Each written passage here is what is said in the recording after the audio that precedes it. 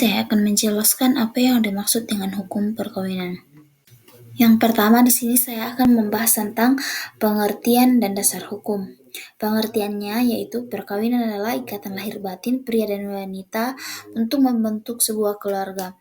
Dasar hukumnya dari Undang-Undang 1945, Undang-Undang Nomor 1 Tahun 1947, Undang-Undang Nomor 16 Tahun 2019 dari KHI, KUHP Perdata, Hukum Adat, dan Putusan MK. Di sini ada syarat-syarat perkawinan. Syarat perkawinan terdiri atas dua, yaitu subjektif. Subjektif ini yaitu persetujuan kedua calon, usia minimal 19 tahun. Yang kedua yaitu objektif. Dicatat resmi, tidak ada halangan, sah secara agama. Berikutnya yaitu asas-asas perkawinan. Dalam asas perkawinan yaitu monogami, kekal abadi, kesetaraan suami istri, keabsahan secara agama dan negara, dan pencatatan sipil.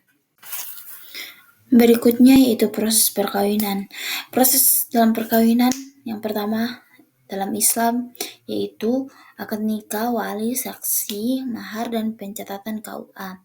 Yang kedua yaitu non-Islam, pemberkatan agama, dan pencatatan di catatan sipil.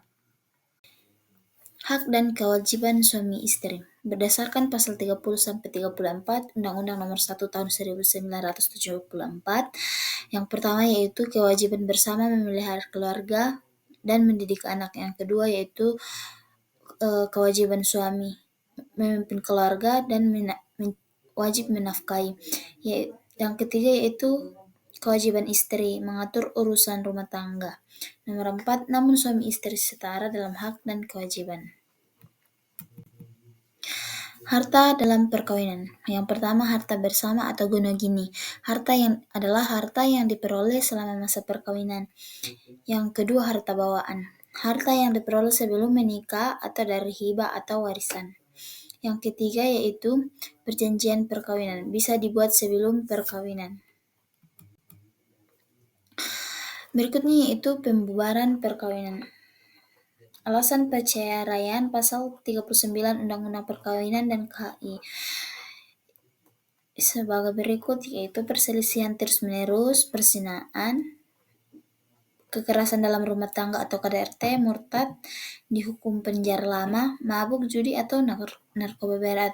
Proses perceraian dalam Islam yaitu ke pengadilan agama, yang non-Islam ke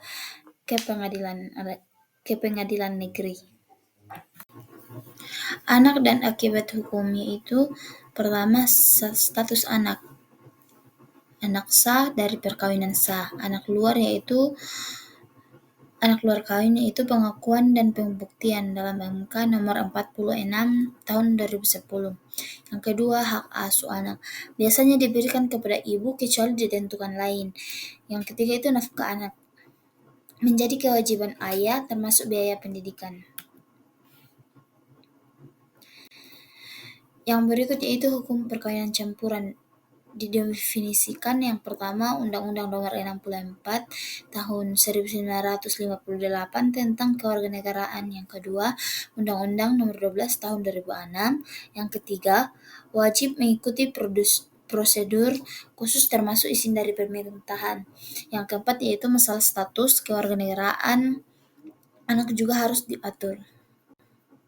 Isu-isu modern dalam hukum perkawinan yaitu nikah beda agama, nikah siri, perjanjian kawin pasca nikah, dan perkawinan sesama jenis tidak diakui.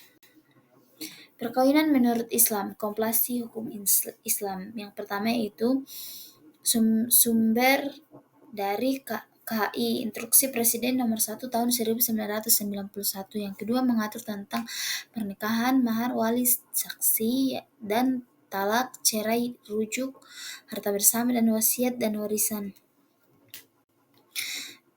Yang menjadi kesimpulan dari materi saya yaitu perkawinan di Indonesia adalah institusi yang diatur secara hukum dan agama dengan tujuan membentuk keluarga yang sakinah, mawaddah, dan warahmah. Hukum perkawinan bersifat kompleks karena melibatkan berbagai sistem hukum nasional, undang-undang perkawinan, agama atau KHI, adat, dan hukum perdata untuk non-Islam. Ketiga yaitu syarat sahnya perkawinan meliputi persetujuan kedua belah pihak, usia minimal 19 tahun, dan pencatatan resmi. Perkawinan hanya sah jika dilakukan sesuai hukum agama dan dicatat oleh negara untuk menjamin hak-hak hukum suami, istri, dan anak. Hak dan kewajiban suami istri bersifat seimbang dan saling melengkapi termasuk dalam aspek kepemimpinan, ekonomi, dan pengasuhan anak. Pembubaran perkawinan harus dilakukan melalui pengadilan dan memiliki alasan hukum yang sah seperti perselisihan berat, kekerasan, dan perzinaan.